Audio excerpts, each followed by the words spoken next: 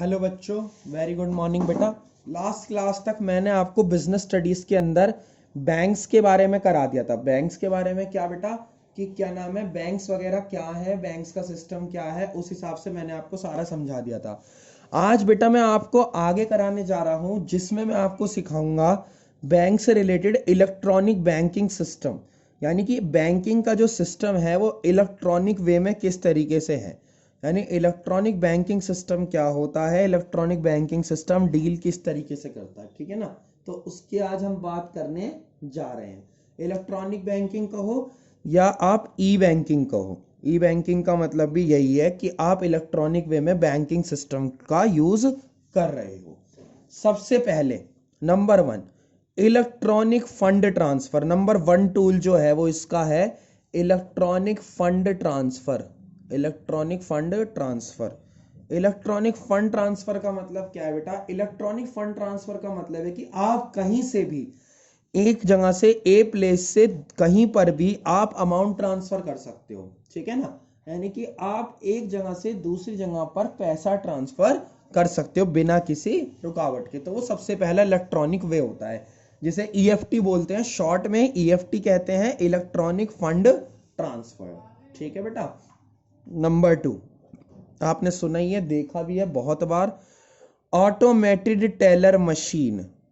Automated teller machine यानी कि ATM, automated teller machine. Automated teller machine क्या होती है बेटा, हर जगह हर एरिया में 24/7 जो है एटीएम लगे होते हैं। 24/7 एटीएम्स लगे होते हैं बेटा, और वो वर्क करते हैं जिससे आप कभी भी पैसा विड्रॉ कर सकते हो। किसी भी टाइम पर आप पैसे निकाल सकते हो, उसके अंदर बस पैसे होने चाहिए और आप किसी भी ब्रांच से विड्रॉ कर सकते हो। बस थोड़े बहुत चार्जेस लेते हैं वो, अगर आप अदर ब्रांच से कर रहे हो। बाकी ऑटोमेटेड टेलर मशीन जो है वो हर वक्त ओपन रहती है, जिसमें एक सर्टिफाइड पिन डलेगा, जो भी आपका पिन होगा उस कार्ड का, पर्टिकुलर कार्ड का पिन होगा वो लगाया लगता है, ठीक है। Number three, debit card. Debit card क्या है बेटा, डेबिट कार्ड वो कार्ड है जिससे आपके अकाउंट में अगर पैसे हैं, यानी आपके अकाउंट में अगर अमाउंट अवेलेबल है, आपके अकाउंट में अमाउंट अवेलेबल है बेटा, तो क्या नाम है, आप पैसा निकाल सकते हो। यानी आपके अकाउंट में पैसा होना चाहिए, उस कार्ड की मदद से आप पैसा विड्रॉ कर सकते हो, कहीं पर भी उस कार्ड का यूज कर सकते हो, किसी भी मॉल्स में कहीं पर भी आप उसका यूज कर सकते हो। इसमें क्या होता है, डेबिट में आपके अकाउंट में पैसे होते हैं, मतलब पैसा आपके अकाउंट के अंदर होना चाहिए, ठीक है। आगे बढ़ते हैं। फोर्थ आता है बेटा क्रेडिट कार्ड। क्रेडिट कार्ड में क्या है बेटा, क्रेडिट कार्ड में है कि आपको पैसे उधार मिल जाते हैं, यानी पैसे आपको क्रेडिट पे मिल जाते हैं, उधार मिल जाते हैं।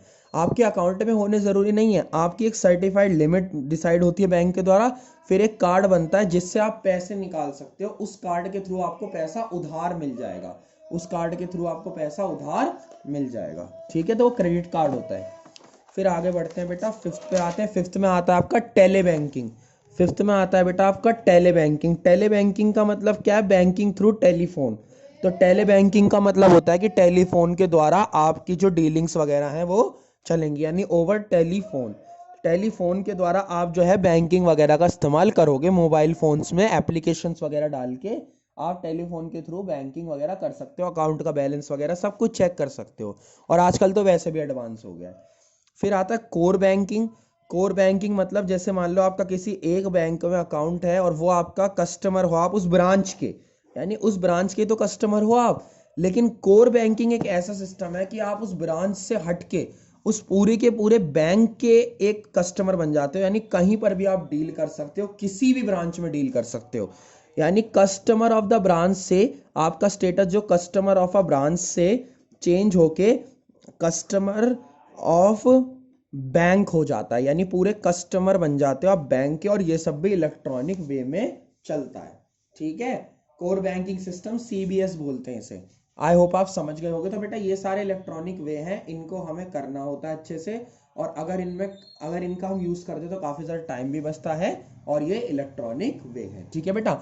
नेक्स्ट क्लास में अभी इसके दो रह रहे हैं, जिसमें एक है आपका NEFT, new national electronic fund transfer, और एक है RTGS, real time gross settlement. इन दो की हम नेक्स्ट क्लास में चल के डीप में बात करेंगे। इन दोनों का भी यही हिस्सा है, यानी टोटल 8 वेज है इसमें से 6 हम बेसिक थे और इन दोनों के बारे में हमें डीप में बात करनी है। ठीक है बेटा, थैंक यू सो मच।